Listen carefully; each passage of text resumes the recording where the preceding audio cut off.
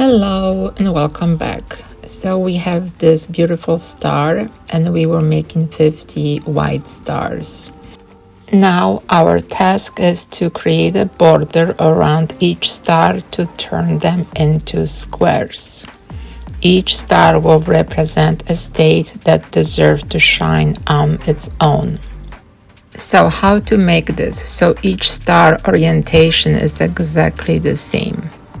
Choose the point that you want the star to face up. Then go to your valleys and then count your stitches. You should have 7 stitches. You will place your hook in the 3rd stitch from the right. That is the starting point. So let's place the hook and attach your blue color yarn with the slip knot. And it's very important that you start each of your star exactly the same way. So let's connect our yarn. And once I place my yarn through that stitch, I will make a chain 1. This chain does not count as a stitch. So, starting working from the 1st stitch, make single crochet stitch, then you making 2 single crochet stitches in the same stitch. And now let me show you the point of the star. The 1st stitch of the increase that you just make, that's the point of your star. You can place stitch marker if you want to, but I don't use stitch markers. I feel like this is very easy to remember. Now we are making half double crochet, and in the valley we will make the tallest of our stitches, which will be extended double crochet stitch.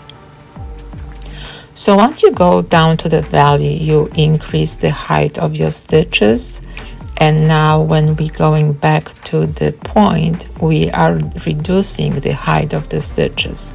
So we will start with double crochet stitch, half double crochet stitch, and single crochet stitch.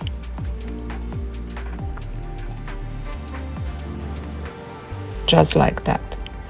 So now we connected 2 points together. We making a circle. So now what we have to do, we just have to go around and repeat the same process. So we're making 2 single crochet in the same stitch, half double crochet, extended double crochet in the valley, just like that. And again, we are reducing the height, which we start double crochet, half double crochet, and single crochet stitch. So because you will be repeating this on and on and on, I believe this pattern is beginner friendly. The first one might be challenging, but I'm telling you, in crochet, everything first is more challenging than the next, because even first row is more challenging than the second one. So let's just slip stitch here, and we have completed transformation of star into a circle. Okay, so we have one more round to do to transform this circle into a square. So we have to place corners, but we want to really be sure that our star orientation, we have 1 point facing exactly north. So if you want to count your stitches, you should have 40 stitches in the circle, and you can place your stitch markers as I indicated in the pattern. But we start with 3 slip stitches, then we will make single crochet stitch, half double crochet stitch, and now we are placing that corner, which will be double crochet, extended double crochet, and double crochet all in the same stitch. That's our corner. Now we are filling that space, which we start with half double crochet, single crochet, and we are making 5 slip stitches. So as I mentioned in my pattern, you can place stitch markers indicating where the corner will be, but if you follow the instruction exactly as I wrote, you will be fine. So single crochet, half double, and corner. I want to point out one more important tip for true beginners. In this round, do not focus on the star shape. A star has 5 points, but here you are creating a square with 4 corners.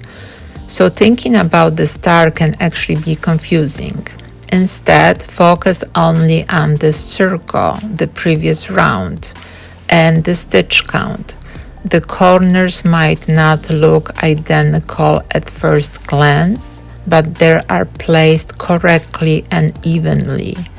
Trust the numbers and your stitch placement. If you follow the count, you will end up with the perfect square of 48 stitches total with 4 properly formed corners. So for this round, forget the star and focus on the structure. How I said before, after the first one, each one will be easier and easier to make. Now, once you finish your last 4th corner of the square, you have to make only 2 slip stitches, because originally we make 3. So we have 3 here, so we finishing only with 2 to total count of 5 slip stitches together. And we are done with the first square. Now let's cut the yarn.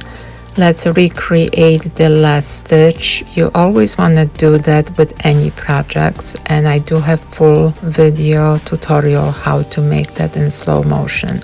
You will make this again and again for all your 50 stars. You can block each individual square, or you can block the whole canton as I did.